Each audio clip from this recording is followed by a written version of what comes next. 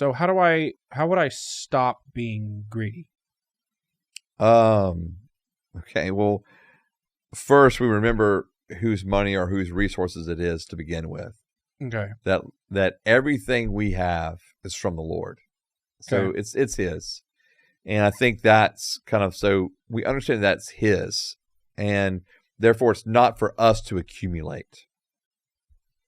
Because resources, because they're his, need to be used for his kingdom.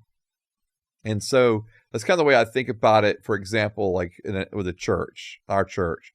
So like if we're doing really well financially, I have to remember this is his money, right? Mm-hmm. And he's not asking me to asking our church just to accumulate money in our own bank account. It's for his kingdom. So then the question is, well, Lord, what do we do with the funds that we have for your kingdom? Okay.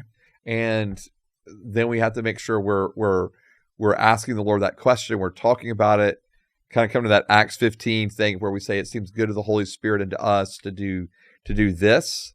But I think that's a huge part of it, is remembering whose money and resources it is to begin with. And then secondly, I think we have to ask, like, why, like if we're greedy if we're having an issue with greed for more money or for more stuff, why?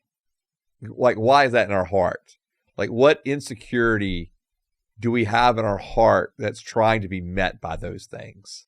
Like, what do we think will be filled in us by having more money or more stuff? And I think a lot of that goes back to a sense of our own insecurities about who we are. Okay. Yeah, because I think if we're secure in who we are, in the Lord and our identity, then we're not trying to accumulate things to validate who we are, to validate, our status, our reputation before other people. Okay. Yeah. So if I'm remembering whose resources it is, and I'm asking the why would I want more things, then I think that leads me ultimately to the cross and saying, well, Lord, you were willing to give up everything to come and die for me. So why is it that I'm not content with what I have presently? He got it all back, though, and ended up right where he started. Just had to go through death to get there. Yeah. Yeah. So I think that we have to look at it in the sense of, are we willing to die, though? Right? Are we willing to give up everything?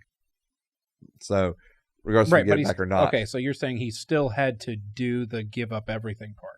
Correct. Okay. Yeah, I mean, think about it. He's God, and he chooses to come down and live with humanity on earth. That's mind-blowing to me. He could have stayed up there in heaven and had the whole place to himself. He could have. Yeah, and left everyone in purgatory. Right. We're gonna do an episode on purgatory too. Oh God. All right. That actually would be a good episode, though. We did one. Did we do one on purgatory? We did one on heaven and hell, and I asked you about purgatory. Oh, that's right. I forgot about that. Oh, that's good stuff.